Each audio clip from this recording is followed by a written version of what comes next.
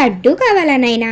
కాకపోతే అది లడ్డు కాదు, సున్నుండ. ఇది మినపప్పు అనుకుంటా. మనకి ఏ పప్పుకి ఏ పేరెట్టి పిలుస్తారో అసలుకే తెలీదు. సరే అయితే మెజర్మెంట్స్ తో ప్రాసెస్ అయితే చెప్పలేను, కానీ మేము సున్నుండలు చేసుకున్నాము, చూసేయండి. మీకు మాత్రం ఫుల్ మెజర్మెంట్స్ తో వీడియో కావాలంటే కామెంట్ చేసేయండి. ఫస్ట్ మినపప్పుని బాగా రోస్ట్ గా వేయించుకొని అందులోకి గ్లాస్ బియ్యం వేసి అది కూడా రోస్ట్ గా వేయించుకుంది. తర్వాత అదంతా ఒక ప్లేట్ లోకి తీసేసుకొని హస్క్ అంతా జల్లెడ పెట్టుకోవాలి. ఐ మీన్ హస్క్ అంటే దాని మీద ఉండే పొట్టు కుదురుగా ఉండకుండా అమ్మ ప్రాసెస్ చేస్తుంటే నేను కూడా చేస్తాను ఇవ్వమ్మా అని చెప్పాను. అందులో సగం కింద ఉంది, సగం ప్లేట్ లో ఉంది. అసలు తినడం తప్ప ఏది చేత కాదు నీకు అని మీరే చెప్తారు వీడియో లాస్ట్ వరకు చూస్తే. ఇంకా ప్రాసెస్ లోకి వెళ్ళిపోతే నెయ్యిని కూడా బాగా హీట్ చేసుకుని మెల్ట్ చేసుకున్న తర్వాత ఆ పప్పు చల్లారిపోతుంది కదా, అదంతా మిక్సీలోకి వేసి బాగా మెత్తగా గ్రైండ్ చేసుకోవాలి. గ్రైండ్ చేసేసుకున్న తర్వాత మార్కెట్ లో మనకి బెల్లం పొడి అనేది అవైలబుల్ గా ఉన్నది, అదైనా వేసుకోవచ్చు, బెల్లం తురుమైనా వేసుకోవచ్చు. బెల్లం పౌడర్ వేసిన తర్వాత ఉండలు లేకుండా మంచిగా కలుపుకొని అందులోకి కొంచెం కొంచెంగా నెయ్యి వేసుకుంటూ ఉండలు చుట్టుకోవాలి. నెయ్యి మొత్తం ఒకేసారి వేసేసి కలిపేసి ఉండలు చేస్తే అసలు సరిగ్గా రాదు. అందుకే నెయ్యి కొంచెం కొంచెంగా వేసుకుంటూ ఉండలు చుట్టుకుంటే మంచిగా పర్ఫెక్ట్ గా వస్తుంది. ఇదంతా బానే ఉంది, కానీ నేను కూడా సున్నుండ చేద్దామని రంగంలోకి దిగిపోయాను. ఒక్కసారి దాని షేప్ చూడండి, చూడ్డానికి చాలా